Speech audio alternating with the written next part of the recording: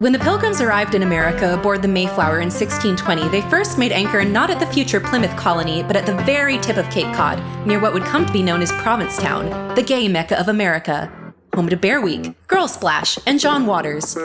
But in the olden days, those waters were also allegedly home to a giant snake-like creature called the Cape Ann sea serpent, first spotted by John Jocelyn in 1638. Sightings continue to this day.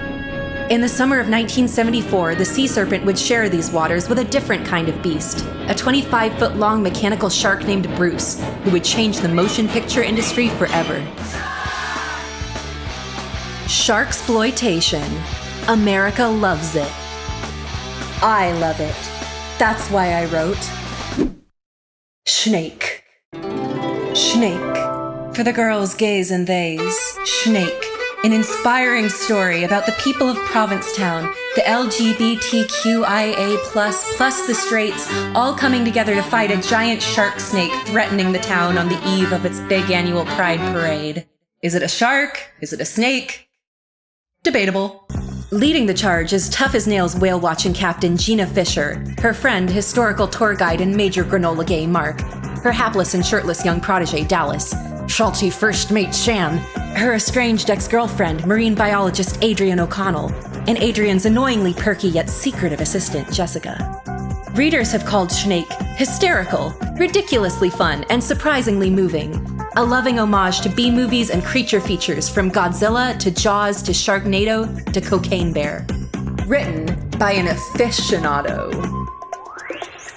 Because I realize there's a possibility that someone at the Asylum, New Horizons, Sci-Fi, or an affiliated production company is watching this video right now, I just want to say that I love these movies with my whole heart. They've actually gotten me through some really tough times. I was binge-watching sci-fi monster movies all throughout the COVID-19 pandemic, and I started writing SHNAKE mostly just to lift the spirits of people in my immediate social circle during lockdown, and to bring some much-needed laughter through Zoom readings with friends and family. I'm not gonna lie, it kind of started as a joke, but also because I saw the opportunity to do something that hasn't been done before.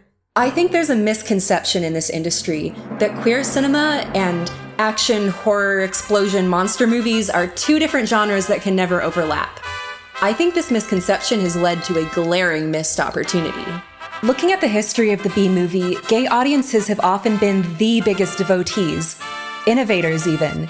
We love horror so much we're constantly interpreting ourselves into horror media that doesn't even feature us. I mean, we made the Babadook a gay icon for Christ's sakes, and those filmmakers didn't even see it coming. But I've seen the frickin' Babadook on Pride Parade floats ever since that movie came out. Blumhouse threw this shirt at me last WeHo Pride, because they know we'll show up. Not every gay movie has to be all serious and grounded, you know? We like goofy stuff. We like camp. And in the Sharknado documentary Feeding Frenzy, which I watched in its entirety, the creators described those movies as camp, which they are, completely. So trust me when I say that SHNAKE would be so embraced. I'm talking buzz in every queer publication. I'm talking parade floats, I'm talking viewing parties every June, memes, Halloween costumes. But I also don't think the appeal of SHNAKE would be at all limited to the LGBT community. I mean, there are so many crossover hits these days. Look at RuPaul's Drag Race. That's a show about a really small community, drag queens, and it's huge. Now imagine if we took some of those drag queens and stuck them on a boat and made them fight a giant shark snake. I mean, who wouldn't watch that?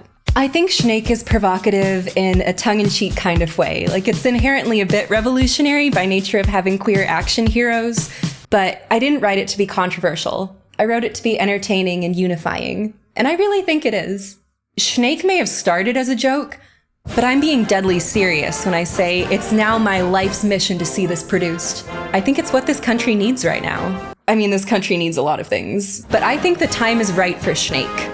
I'm ready to bring it to life.